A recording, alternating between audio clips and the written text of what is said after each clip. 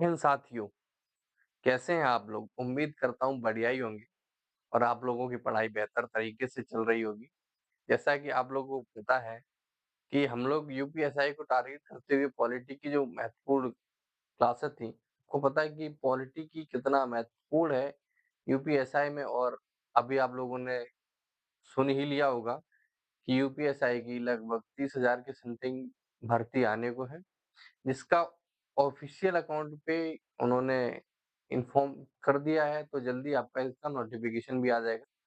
तो हमें पॉलिटी बहुत अच्छे से तैयार कर लेनी है और साथ ही साथ कुछ समय में आपकी हिंदी की क्लासें भी स्टार्ट हो जाएँगी। आप लोग उनमें जुड़ना ना भूलिएगा।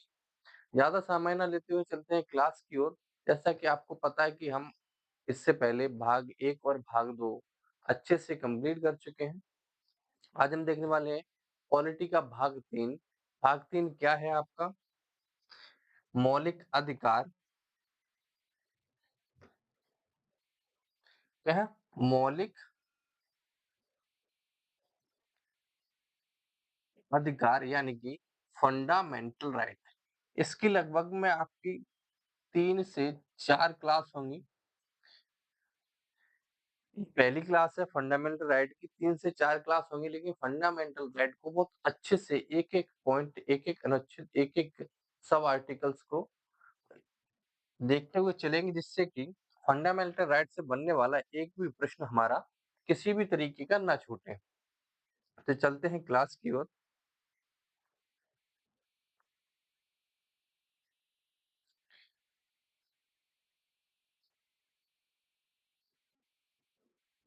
2 लाइनें आप लोगों के लिए बहुत अच्छी लाइनें हैं। यदि आप इन्हें अच्छे से समझने का प्रयास करेंगे, तो समझेंगे कि आपने जब कॉम्पिटिशन के क्षेत्र में आए थे, तो क्यों आए थे? पढ़ाई करना शुरू किया था, तो क्यों किया था? और अब आप पढ़ाई क्यों छोड़ना चाहते हैं? यदि आपका मन में ऐसा विचार है, तो ये लाइनें ज़रूर सुनिएगा। क्या है? जब भी रुकने का मन करे क्या? जब भी रुकने का मन करे तो याद करना कि शुरू क्यों किया था? जब भी रुकने का मन करे तो याद करना कि शुरू क्यों किया था? तब आपको समझ में आएगा कि हमने किस चीज़ को लेकर, किन सपनों को लेकर ये नई शुरुआत की थी और आज हम उसे छोड़कर जा रहे हैं। तो तब आपको इस चीज़ का एहसास होगा कि नहीं, हमें एक अंतिम प्रयास और करना चाहिए। क्या हमें अंतिम प्रयास और करना चाहिए क्योंकि यह उम्मीद रहती है कि गुच्छे की आखिरी चाबी भी ताला खोल सकती है। क्या? गुच्छे की आखिरी चाबी भी ताला खोल सकती है। तो चलिए शुरू करते हैं। क्या है? फंडामेंटल राइट को पढ़ने से पहले आपको कुछ चीज़ें पता होनी चाहिए कि यह कौन से भाग में आता है। भाग कौन-सा है? तो भाग आपका है 3। आर्टिकल कितने होते हैं भाग 3 में? 12 से लेकर 35 तक। कितने? 12 से 35 तक आर्टिकल्स होते हैं या बोला जाए अनुच्छेद होते हैं। हम इन्हीं आर्टिकल्स को 12 से लेकर 35 तक के जो अनुच्छेद हैं, इन्हें एक-एक करके बहुत अच्छे से समझने का प्रयास करेंगे। एक प्रश्न और बनता है यहाँ से कि जो फंडामेंटल राइट हैं, वो भारतीय संविधान में कहाँ से लिए गए हैं? तो ये आपके यूएसए यानी कि अमेरिका के संविधान से इनको लिया गया है। कहाँ से लिया गया है? यूएसए यानी कि अमेरिका के संविधान से इनको लिया गया है। तो आज हम देखने वाले हैं अनुच्छेद 12। बहुत ही महत्वपूर्ण प्रश्न है। यहाँ से बनेगा कि अनुच्छेद 12 क्या कहता है? अनुच्छेद 12 में बताया गया है कि राज्य की परिभाषा क्या होनी चाहिए, यानी कि सिंपल सी भाषा में समझा जाए तो राज्य क्या है? यानी कि राज्य की परिभाषा या फिर बोला जाए राज्य किसको कहा जाएगा? क्या राज्य में भारत सरकार, संसद तथा प्रत्येक राज्य की सरकार, विधानमंडल और भारत के राज्य क्षेत्र के भीतर या भारत सरकार के नियंत्रण के अधीन किसी स्थानीय या अन्य प्राधिकारी सम्मिलित किया है तो वह क्या कहलाएगा? वह राज्य कहलाएगा। अब कौन-कौन सी स्थिति में राज्य आ सकते हैं या फिर किन-किन को राज्य माना गया है? तो किन-किन को राज्य माना गया है? केंद्र सरकार और राज्य सरकार आपकी क्या है? एक राज्य है। केंद्र सरकार में कौन-कौन से आते हैं? पहला प्रश्न बनता है केंद्र सरकार में हमारे लिए कानून कौन बनाता है? तो हमारे लिए केंद्र सरकार में जो कानून बनाता है, वो बनाता है लोकसभा और राज्यसभा। क्या? लोकसभा और राज्यसभा। अगर वहीं राज्य की बात की जाए, राज्य में हमारे लिए कानून कौन बनाता है? तो विधानमंडल।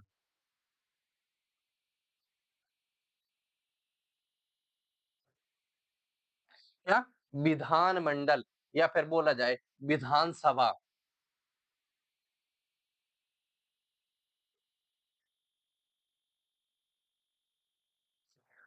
और क्या? विधान परिषद।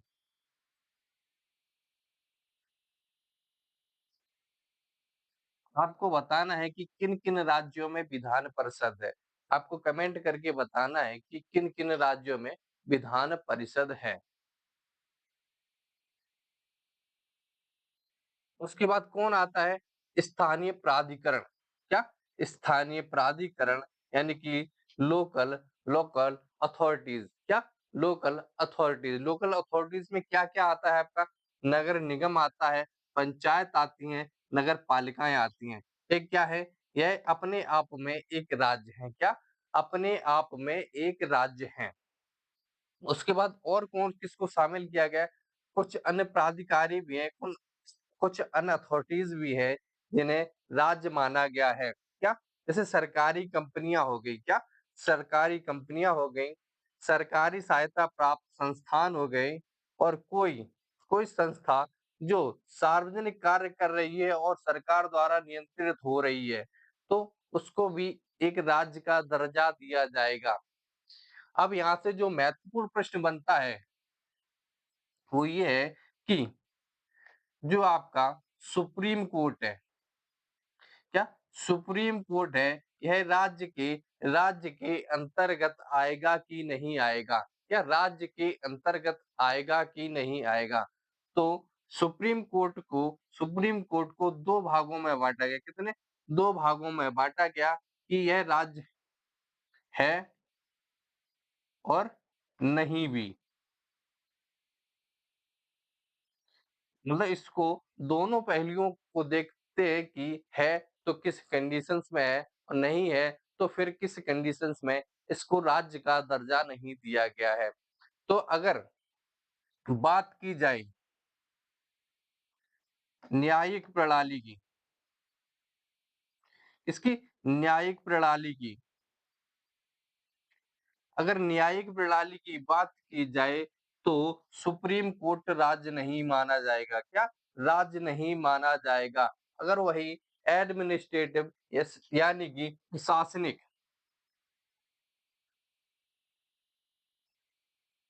प्रशासनिक स्थिति में देखा जाए तो इसको राज्य माना जाएगा।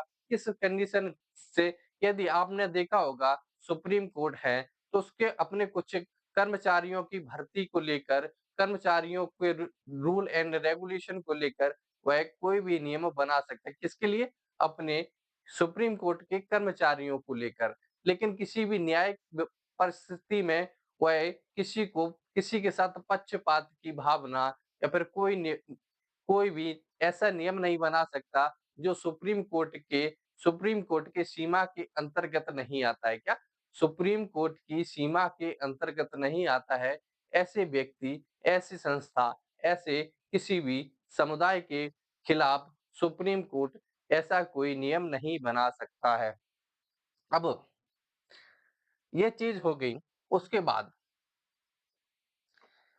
हम लोगों ने राज्य समझा, राज्य क्या है? अब आते पीछे हमें मौलिक अधिकारों की ज़रूरत क्यों पड़ी? हमें इस चीज़ को बहुत अच्छे से समझना पड़ेगा कि हमें मौलिक अधिकारों की ज़रूरत क्यों पड़ी?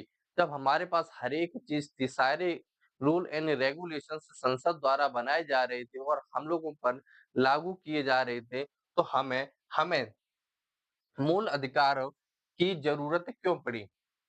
मूल अधिकारों की ज़रूरत इसलिए पड़ी क्योंकि आपने 2 आर्टिकल्स पढ़े होंगे, आर्टिकल्स 32 और आर्टिकल 226। आर्टिकल 32 कहता है संवैधानिक उपचारों को अधिकार। यदि यदि आपके कोई मौलिक अधिकार किसी भी मौलिक अधिकार का हनन होता है क्या? किसी भी मौलिक अधिकार का हनन होता है, तो आप अनुच्छेद 32 के तहत सीधे सुप्रीम कोर्ट जा सकते हैं क्या? सीधे सुप्रीम कोर्ट जा सकते हैं। सुप्रीम कोर्ट जा सकते हैं और वहीं वहीं 226 के तहत आप सीधे हाई कोर्ट जा सकते हैं। वैसे न्यायिक प्रणाली का रूल क्या कहता है? न्यायिक प्रणाली का रूल ये कहता है, पहले आप पहले आप पहले आप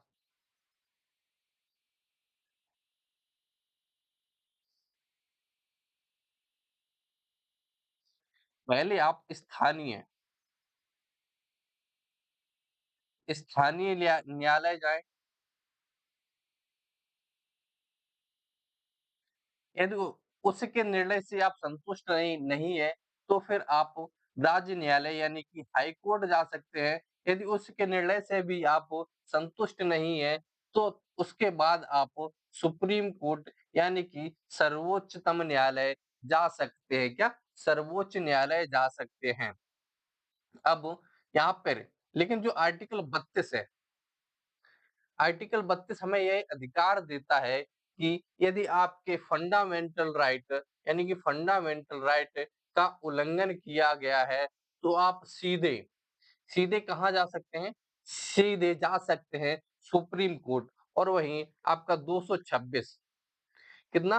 226 आपको यह अधिकार देता है कि आप स्थानीय न्यायालय ना जाकर सीधे हाई कोर्ट जा सकते हैं। क्या? सीधे हाई कोर्ट जा सकते हैं। ये चीज़ यहाँ तक क्लियर हुई, तो फिर बढ़ते हैं आगे।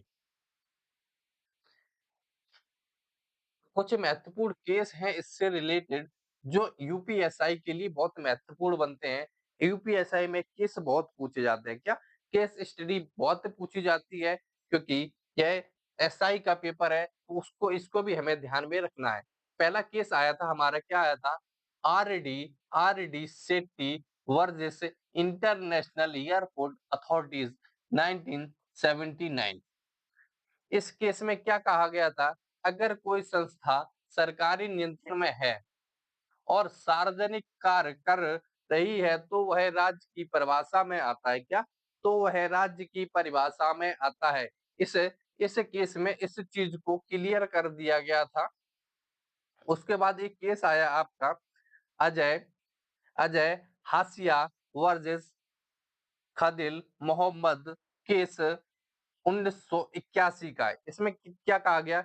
निजी संस्थाएं भी यदि सरकार से पूरी तरह नियंत्रित या निधि प्राप्त करती हैं, तो उन्हें राज्य माना जाएगा। क्या? तो उन्हें राज्य माना जाएगा। अब आता है आपका अनुच्छेद 13 आर्टिकल 13। इसमें क्या कहा गया है? इसमें कहा गया है कानून और मौलिक अधिकारों की असंगति। कानून और मौलिक अधिकारों की असंगति। इसको सरल भाषा में समझने का प्रयास करते हैं। संगति का मतलब क्या होता है? असंगति का मतलब होता है विद्रोह। मतलब कि एक दूसरे के विपरीत एक दूसरे के विपरीत या फिर बोला जाए एक दूसरे को खत्म करने की क्रिया या फिर बोला जाए एक दूसरे को मिटाने का मिटाने का दबदबा। ऐसे ही क्या है? यदि कोई कानून बनाया जाता है और वह आपके मौलिक अधिकारों का उल्लंघन कर रहा है या फिर मौलिक अधिकारों को खत्म करने की कोशिश कर रहा है, तो ऐसी स्थिति में क्या किया जाएगा? ऐसी स्थिति में क्या कानून बनाया जाएगा या फिर नहीं बनाया जाएगा?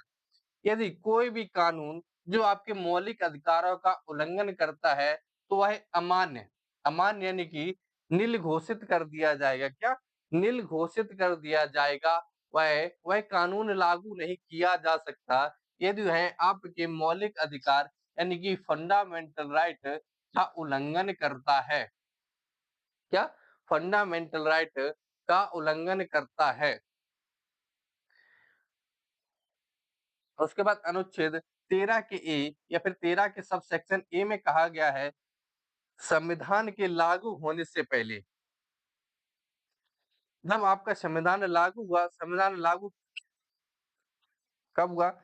26 जनवरी 26 जनवरी 1950, जब आपका संविधान लागू हुआ, उससे पहले यदि कोई विधि बनाई गई या फिर कोई कानून बनाया गया और संविधान लागू होने के बाद वह मौलिक अधिकारों का उल्लंघन करता है या फिर असंगति फैलाता है, तो उसको उसको निरस्त कर दिया जाएगा। क्या?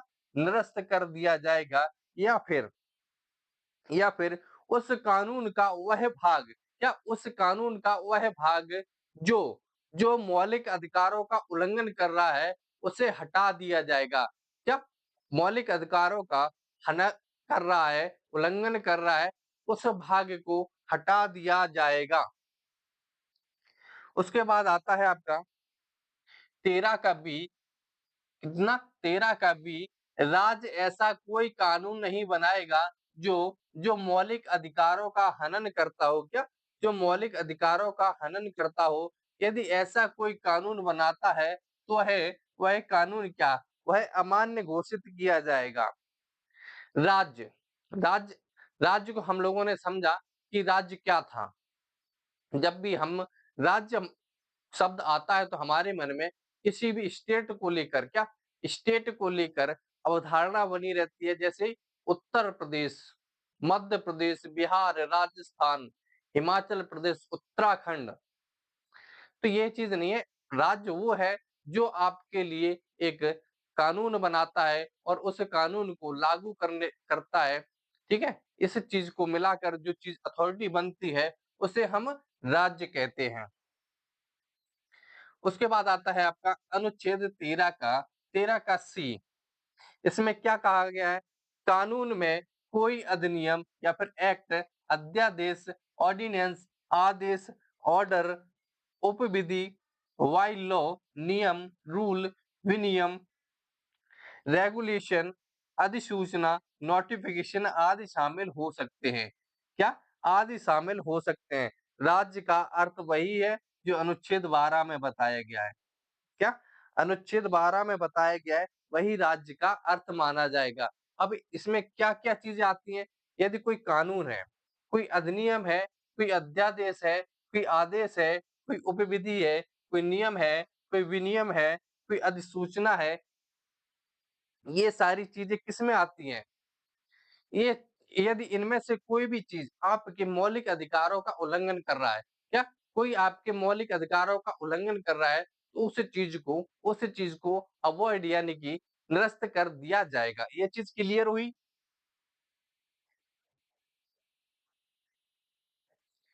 ये चीज़ क्लियर हुई तो फिर बढ़ते हैं आगे।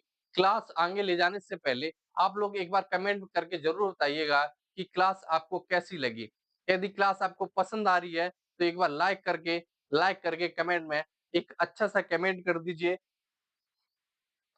फिर बढ़ते हैं अगले आर्टिकल 13 के 4, मतलब 13 का डी, अनुच्छेद 368 के 368 के तहत किया गया कोई भी संविधान संशोधन इस अनुच्छेद के दायरे में नहीं आएगा। क्या? दायरे में नहीं आएगा। और ये चीज़ कब जोड़ी गई थी? तो ये चीज़ जोड़ी गई थी 24वें संविधान संशोधन अधिनियम 1971 के द्वारा। क्या? 24वें संविधान संशोधन अधिनियम 1971 के द्वारा इसको जोड़ा गया था। यदि यदि मौलिक अधिकारों में कोई बदलाव किया जाता है, तो वह आपका अनुच्छेद 368 के तहत नहीं माना जाएगा। क्योंकि आप सभी को पता होगा कि 368 क्या कहता है? संविधान संशोधन।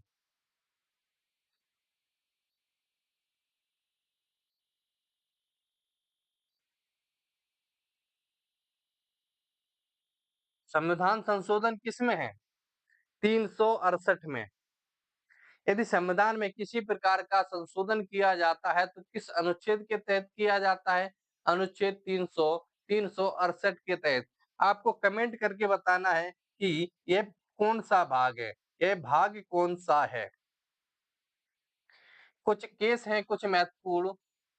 पहला केस आया था केशवानंद भारती बनाम केरल राज्य 1973। इसमें क्या कहा गया? संविधान का मूल ढांचा, क्या संविधान का मूल ढांचा नहीं बदला जा सकता है और मौलिक अधिकार का हिस्सा? इसमें कहा गया कि संविधान का मूल ढांचा नहीं बदला जा सकता और जो आपके मौलिक अधिकार हैं उनको भी नहीं बदला जा सकता। उसके बाद दूसरा आया गोकलनाथ बनाम पंजाब राज्य 1967। इसमें क्या कहा गया? संसद मौलिक अधिकारों को संशोधित नहीं कर सकती। बाद में 24वें संविधान संशोधन के तहत इसको हटा दिया गया। क्या? इसको पलट दिया गया। फिर एक केस आया मिनर्वा मिनर्वा मिल्स केस 1980। इसमें क्या क्या कहा गया? अनुच्छेद 13 मौलिक अधिकारों की सुरक्षा की नींव है। क्या आर्टिकल 13, जो आर्टिकल 13 है, यह क्या है? सुरक्षा की नींव है। किसके? मौलिक अधिकारों की।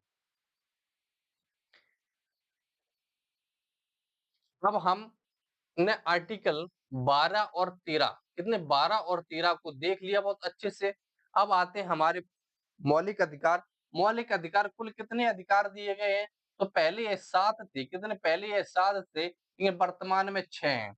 कौन सा एक अधिकार आपका हटा दिया गया है?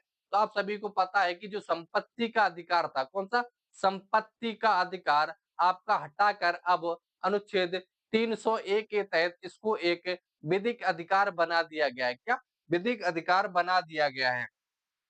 तो 6 मौलिक अधिकार कौन-कौन से हैं?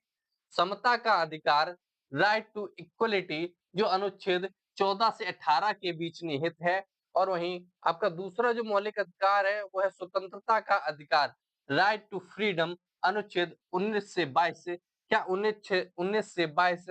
उसके बाद आता है शोषण के विरुद्ध अधिकार, राइट टू अगेंस्ट एक्सप्लोनेशंस, अनुच्छेद अनुच्छेद 23 और 24।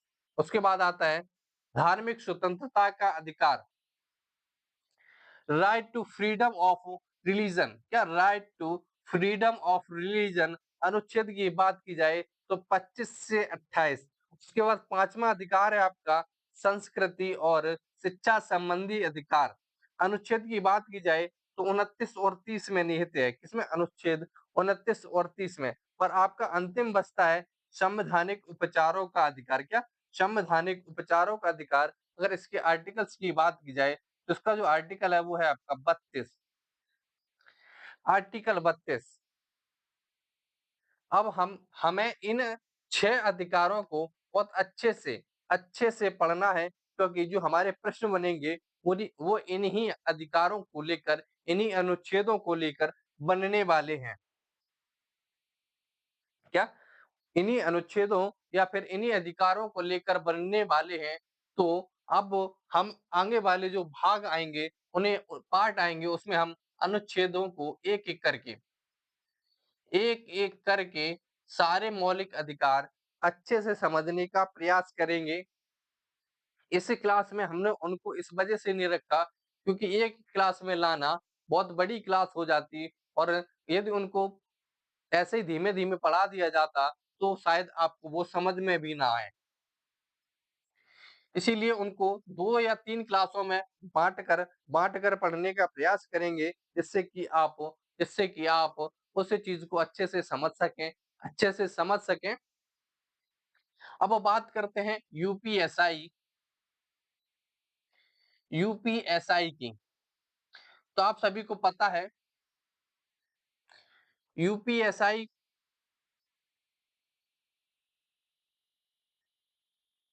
में टोटल 160 प्रश्न होते हैं। कितने? 160 प्रश्न होते हैं, जिसमें आपके प्रत्येक सब्जेक्ट से 40-40 प्रश्न होते हैं। कितने? 40-40 प्रश्न होते हैं प्रत्येक सब्जेक्ट से। सब्जेक्ट कौन-कौन से होते हैं? आपका हिंदी होता है, एक आपका जीएस का पोर्शन होता है, और एक आपका मैथ का पोर्शन होता है, एक आपका रीजनिंग का पोर्शन होता है। किसका? रीजनिंग का पोर्शन होता है। प्रत्येक प्रश्न आपका 2.5 अंक का होता है।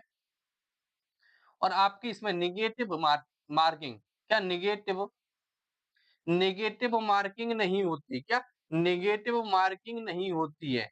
सबसे महत्वपूर्ण बात है कि इसमें नेगेटिव मार्किंग नहीं होती है आपकी। तो हम बात कर रहे हैं अभी हिंदी की। हिंदी में क्या है, हिंदी में आपका एक-एक टॉपिक, क्या एक-एक टॉपिक बहुत अच्छे से आपको कराया जाएगा और उस टॉपिक से संबंधित पीवाईक्यू यानी कि प्रीवियस ईयर्स क्वेश्चन 200 से 250 के बीच आपको प्रैक्टिस भी कराए जाएँगे, तो आप लोग उस सीरीज में भी ना जुड़ना भूलिएगा। अब बात करें जीएस की, तो जीएस को मुख्यतः 3 भागों में बाँटा गया है। कितने? 3 भागों में बाँटा गया है। अब इन 3 भाग को समझने का प्रयास करते हैं। पहला आता है आपका पॉलिटी। पॉलिटी की बात करें तो 40 प्रश्न आते हैं आपके, कितने? 40। 40 में से जो 2021 का एग्ज़ाम हुआ था 2021 का, उसमें आपकी पॉलिटी से 14 से लेकर कितने? 14 से लेकर 18 प्रश्न तक देखने को मिले। कितने? 14 से लेकर 18 तक देखने को मिले हैं। मोटा-मोटी देखा जाए तो हर एक पेपर में 16 प्रश्न। उसके बाद आती है आपकी मूल विधि।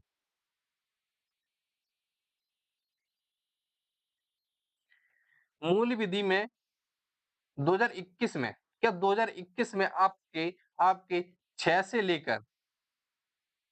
लेकर 8 प्रश्न तक देखने को मिले हैं।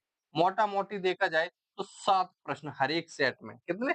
7 प्रश्न हर एक सेट में। अगर इन दोनों को मिला लिया जाए, यदि इन दोनों को मिला लिया जाए तो आपके टोटल प्रश्न बनते हैं 23 या फिर 24।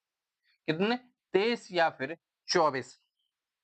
आपको पता है 40 में से 24 प्रश्न, कितने? 24 प्रश्न आपके केवल इन 2 सब्जेक्ट से पूरे हो जाएँगे। क्या? इन 2 टॉपिक से पूरे हो जाएँगे। बचते हैं आपके 16 प्रश्न। 16 प्रश्न के लिए आपको क्या-क्या पढ़ना है? 16 प्रश्न के लिए आपको पढ़ना है, इतिहास पढ़ना है, ज्योग्राफी पढ़ना है यानी कि भूगोल पढ़ना है, अर्थशास्त्र पढ़ना है, इकोनॉमिक पर्यावरण पढ़ना है, स्टैटिक्स पढ़ना है, आर्ट एंड कल्चर पढ़ना है, वर्ल्ड हिस्ट्री पढ़ना है, बहुत सी चीज़ें यूपी स्पेशल पढ़ना है, स्पोर्ट्स पढ़ना है। बहुत सी चीज़ें सिर्फ़ हमें इस 16 प्रश्न को करने के लिए पढ़ना पड़ेगा। लेकिन यदि हम इन 2 पर अच्छे से पकड़ बना लें, तो हमारे 24 प्रश्न हल हो जाएँगे। कितने? 2 से 24 बाद बाकी के सब्जेक्ट से 16। ऐसे ही आपको मैथ में भी बहुत अच्छी-सी मेहनत करनी है और रीज़निंग का भी आपका बहुत अच्छा रहने वाला है। तो ये था आपका यूपीएसआई का एक छोटा-सा रिव्यू जिस आधार पर आप तैयारी कर सकते हैं। अगर आपको किसी भी क्लास की पीडीएफ चाहिए तो टेलीग्राम चैनल पर जुड़ सकते हैं और पर्सनली किसी भी बात के लिए कोई भी सजेशन के लिए आप इस इंस्टाग्राम हैंडल पर फॉलो कर सकते हैं या फिर कोई भी मैसेज डाल सकते हैं।